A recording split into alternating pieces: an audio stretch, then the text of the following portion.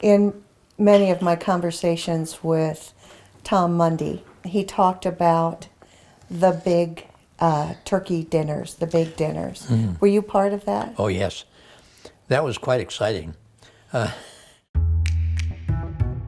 was a active layman's fellowship, and their big project every year was the turkey dinner, which sold out every year, which the men were very proud of. They put an ad in the paper for turkey dinner, and it always say in the ad, sold out.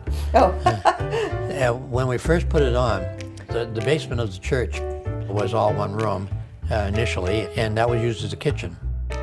But all the turkeys were cooked off premises in a bakery in Woonsocket, and they did all 25 turkeys at the bakery. One man just stayed there and basted them until they were done. And the vegetables had all been prepared throughout the week by work parties coming in and peeling the squash and the turnips. I think there were 4 vegetables. And they made their own gravy, a secret recipe. Nobody was ever told what the recipe was. It was a marvelous dinner. And it was all done by men except for the apple pies, which were done by the women. Otherwise, everything was done by the men, except when it came to dishwashing. I think the wives actually volunteered this. I think they just felt they should. We served in Eastman Hall, and we were able to serve 300, and there were 2 sittings, so they served 600 people, 600 dinners. And that was all sold out in advance for years.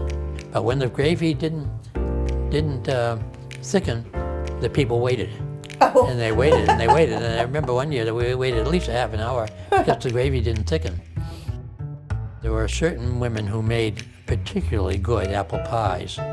And when they came in and were identified, they were put on particular shelves where they wouldn't be cut up so quickly. And there were some women who made particularly bad apple pies. and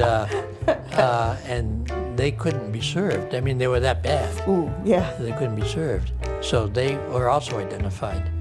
Everything went along pretty well. It went along until at last it came to a point where it just fell apart. But it had been going then for most of all the years I'd been there and before me. So